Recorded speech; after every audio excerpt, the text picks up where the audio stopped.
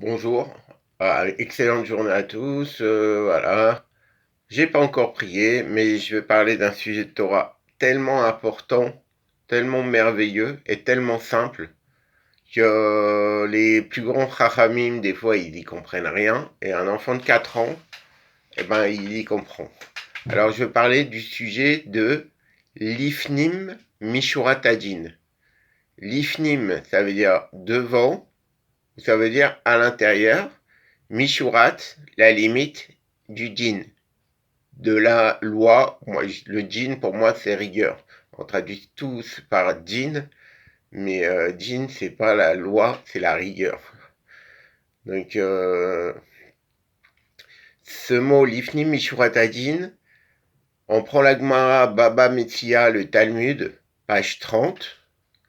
Amar Rabbi Yochanan, Rabbi Yochanan a dit, El Chorba, Jérusalem n'a été détruite, En Chorba Yerushalayim, Jérusalem n'a été détruite, et là, seulement, chez Dinu, parce qu'il jugeait, Baïdin Torah, d'après la rigueur de la Torah.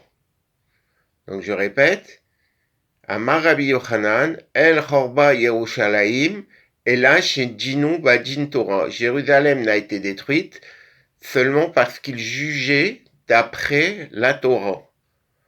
Alors, on sait les conséquences de cette destruction de Jérusalem et aussi les causes.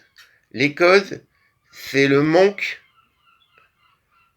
de d'éducation, le manque d'apprentissage, le manque de faire ouvrir les yeux aux gens sur le fait d'être indulgent, d'avoir de la compassion, et aussi le fait parfois d'imposer cette indulgence et d'imposer cette compassion au moment où il faut, au moment où on sent que l'autre est capable de comprendre le message qu'on veut lui imposer, que les Dayanim voulaient imposer. Alors on sait que les juges voulaient imposer. Alors on sait les conséquences de cette destruction de Jérusalem.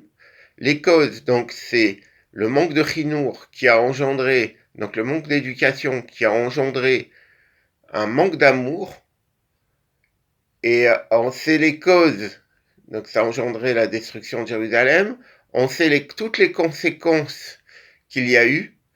La première conséquence, malgré tout ce qu'on peut penser, c'est une conséquence positive, puisque sur le Aaron, dans le Saint des Saints, il y avait deux chérubins, deux anges, que quand les béné Israël étaient liés les uns aux autres et s'aimaient, ils étaient tournés l'un vers l'autre, et avant la destruction du temple, ils étaient détournés l'un de l'autre.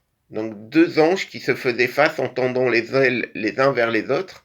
C'était des statues en or, oui, il y avait des statues dans le temple. Peut-être c'était l'exception. Et quand les béné Israël n'étaient pas unis, ils se détournaient l'un de l'autre. Et juste après la destruction du temple, ils étaient retournés l'un vers l'autre. Alors le chemin, il est long, mais dès la destruction du temple, peut-être l'épreuve, peut-être la souffrance, à nouveau, il y a eu cette amorce ou ce retour de l'un vers l'autre. Donc on sait toutes les conséquences. Il y a eu la Shoah, il y a eu l'Inquisition, il y a eu les pogroms, il y a eu les persécutions, il y a eu toutes les souffrances qu'on connaît jusqu'à maintenant parce que certainement que le Mashiach serait venu et de toute façon il y avait beaucoup moins de souffrances à l'époque du temple. Et donc tout ça parce qu'on n'était pas l'ifnim mishurat hadin. Alors qu'est-ce que ça veut dire exactement? À la fois c'est très simple et à la fois comme on va dire manger cachère, manger selon la loi de la Torah. À la fois c'est manger cachère et à la fois c'est des tonnes et des tonnes et des pages d'explications qu'il faudrait donner. Alors sur ce sujet-là,